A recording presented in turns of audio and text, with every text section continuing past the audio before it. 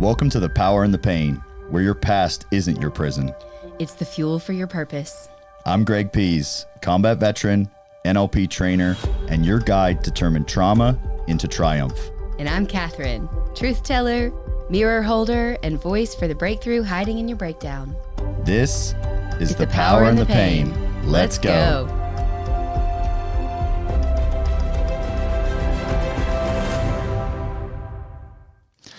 What's up, everybody? Welcome back.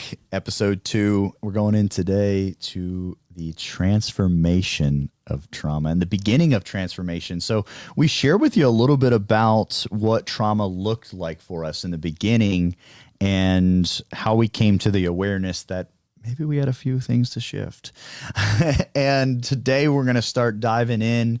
Like, it's easy to see all of the gurus and, like I talk about, we were even talking earlier, Catherine, by today's standard, like I believe in my core, like we create our reality, anything is possible. We have to control our thoughts, like in my core. And so like, this is my message. And I thought about like, if someone's really early in their journey, and so I thought to myself, like back early in my journey, it was real hard for me to digest. Just be positive. Think about what? That doesn't work? Yeah. Just think better thoughts. Right. Just think better thoughts. Yeah. When I think back in the beginning of my journey, like, man, if I'm being candid here, and I'm going to be candid here, man, those people pissed me off. Same. I mean, literally created, and they didn't do it. Of course, it was me. Don't tell everybody it was me. But man, like I manifested anger for these people. I'm like, it's not that simple. And even like thinking like I would even utilize their message to anchor myself as a victim.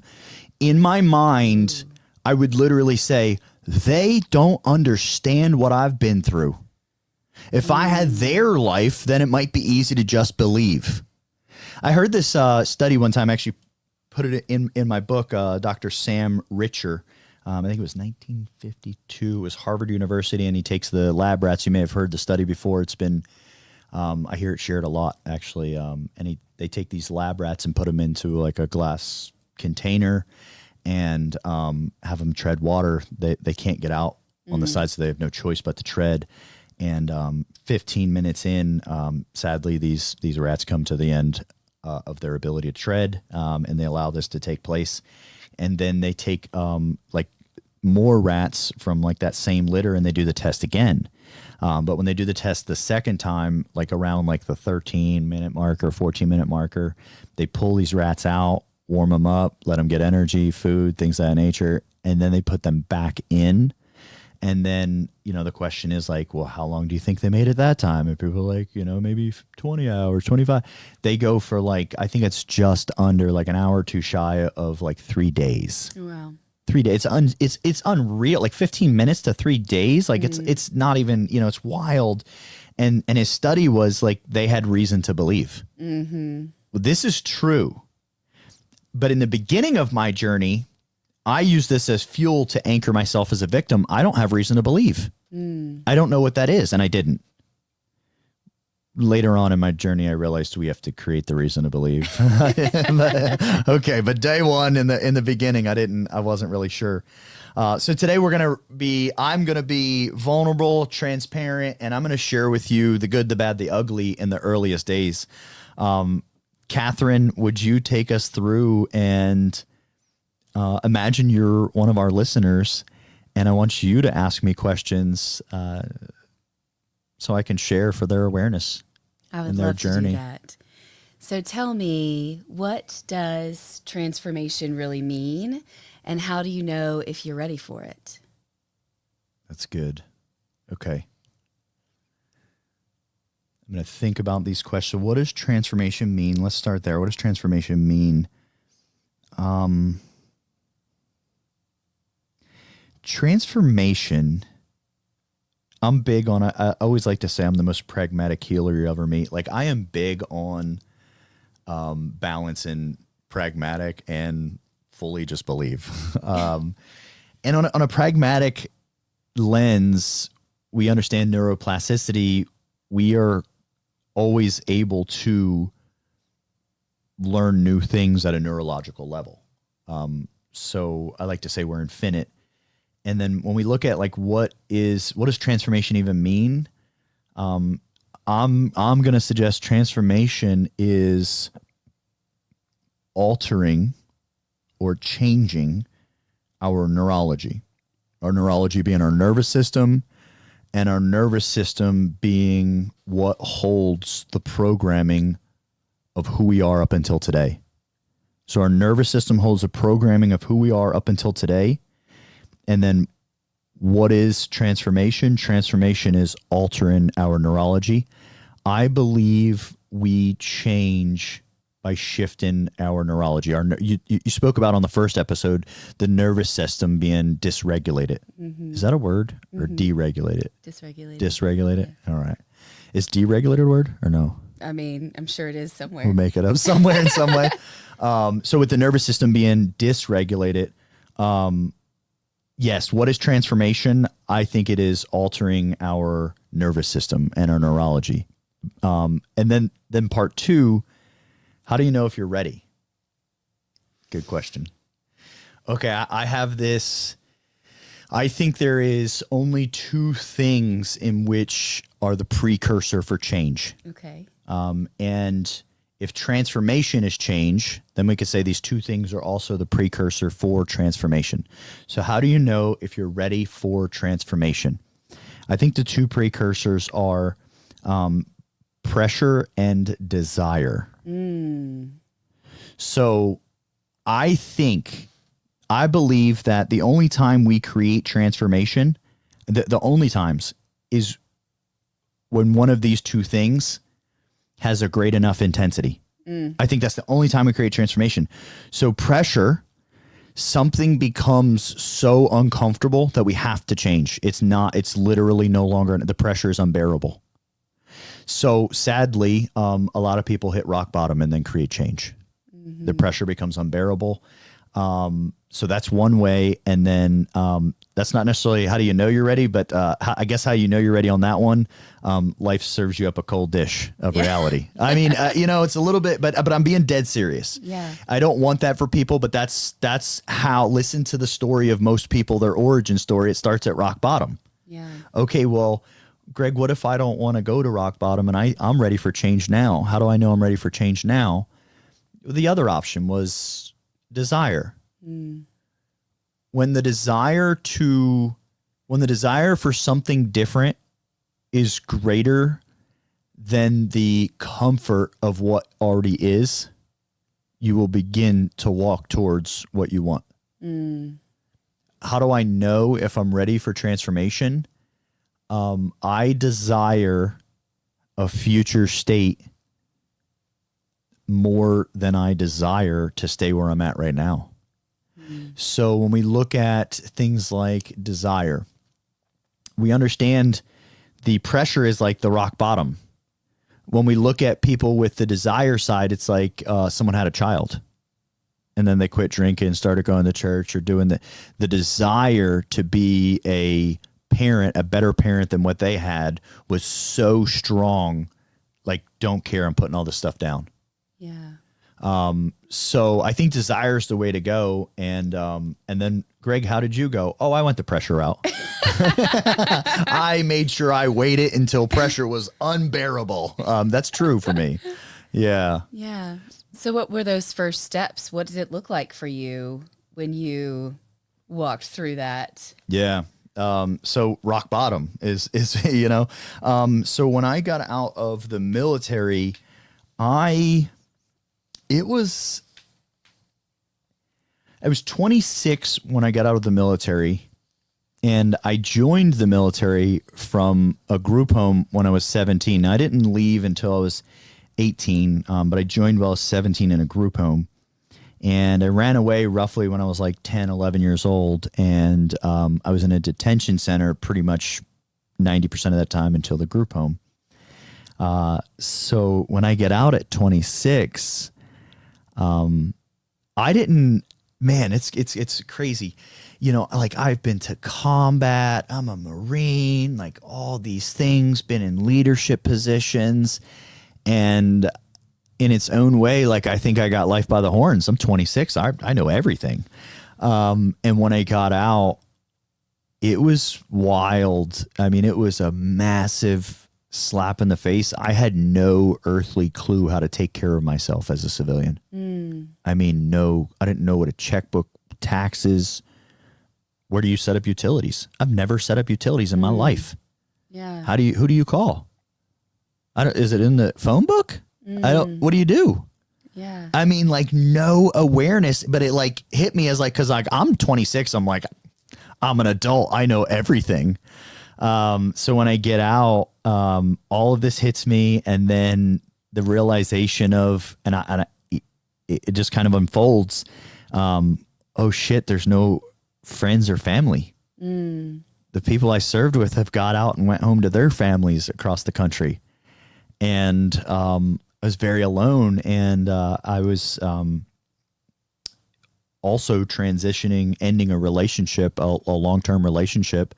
And I did a really, really good job at being toxic in that relationship, like gold star. And so I did a good job of making sure the breakup was like extra toxic and messy.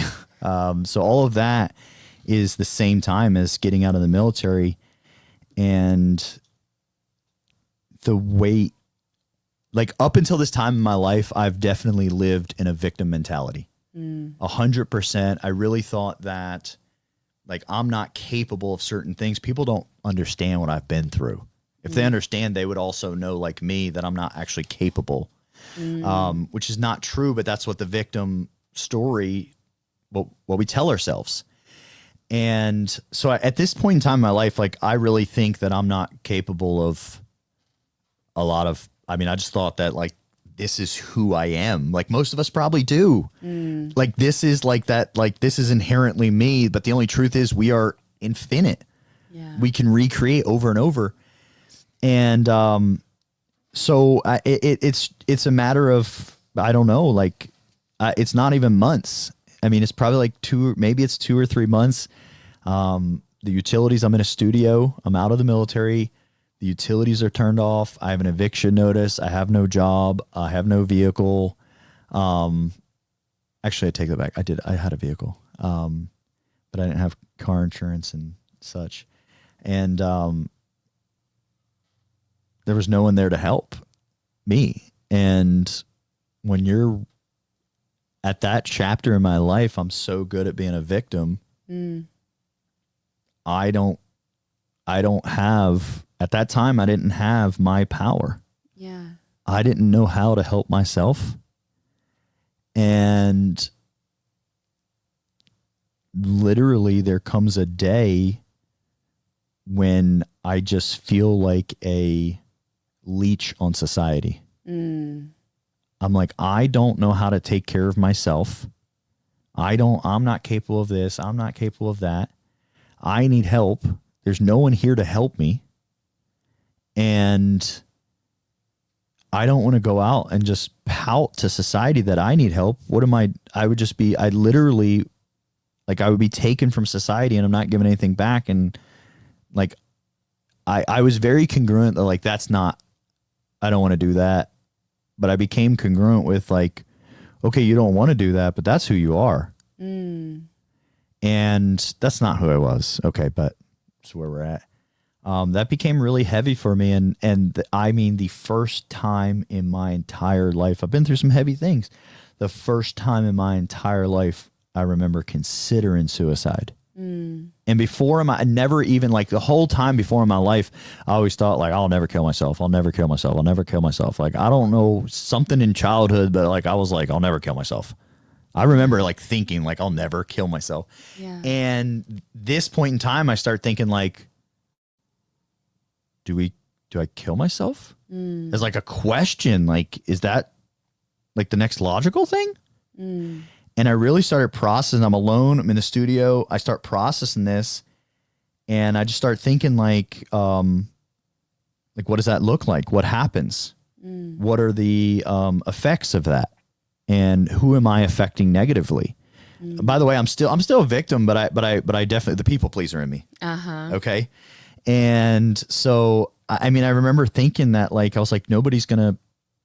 I mean, I went through and I thought, like, how am I affecting people? And literally, I literally thought, like, well, the people that have to clean up, like, it sucks because that's gonna be a traumatic experience for them.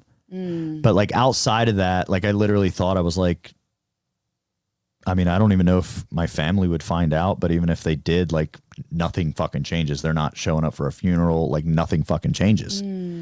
So, like, that realization was like, yeah, fuck it. Like, this is what we should do then. And, so this is in that moment, I hate to ruin the ending. I'm still here. That gets a little bit darker. But that is the moment where everything changes. And I frequently ask, like, how is the change?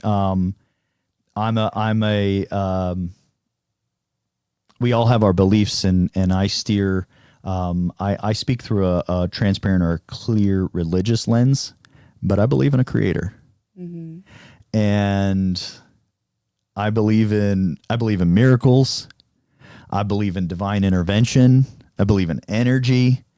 And in the moment when I was going through the process of committing suicide, like, in the act, I discovered a book in my studio that I can't tell you how it got there. And the book was on forgiveness. You just get chills.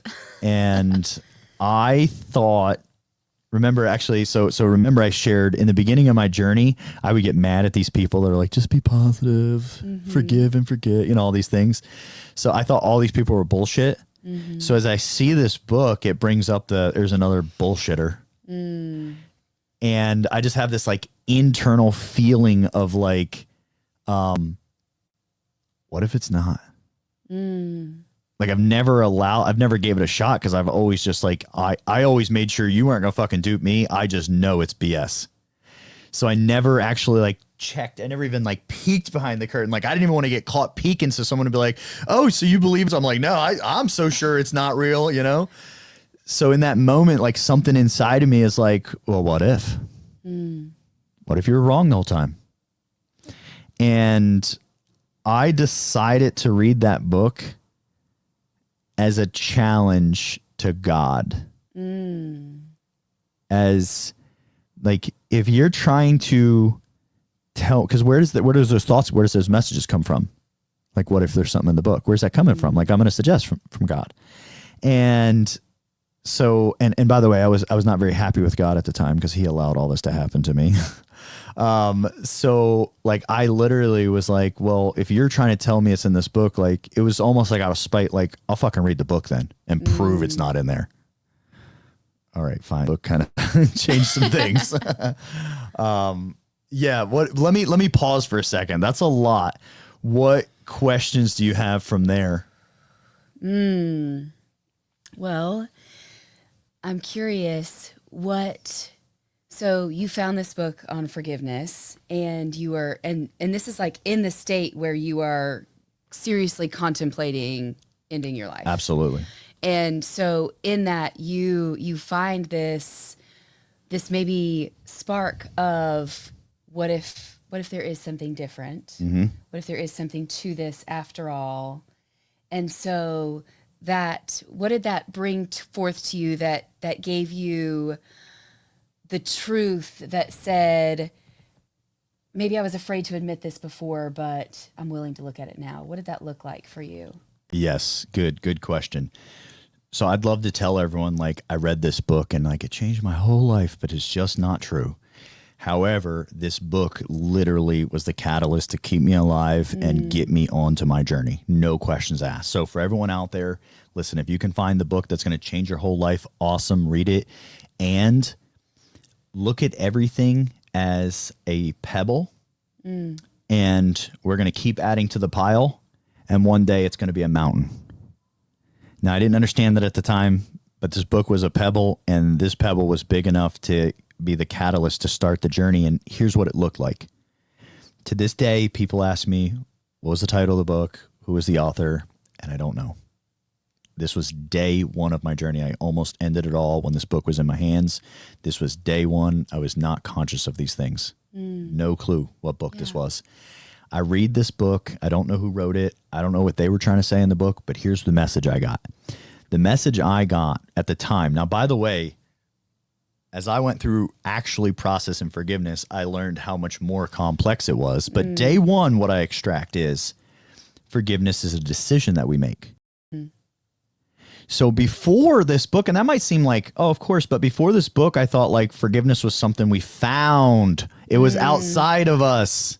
I go and I find it, and then I know it's it. Like, here's forgiveness. Ta-da, I have it. This book creates the awareness for me. It's inside. We just make the decision, and because we made the decision, then forgiveness gets to happen. This quantified for me at a level. I did competitive bodybuilding in the past. And so it translated in my mind, what I received was, oh, well, if it's a decision, it's a discipline. If it's a discipline, I can do it.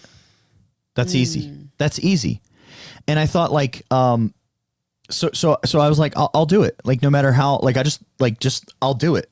Like, if it's a decision and it's a discipline, it was almost like, I'll prove that if forgiveness becomes a discipline, there's no discipline I can't do. So fine.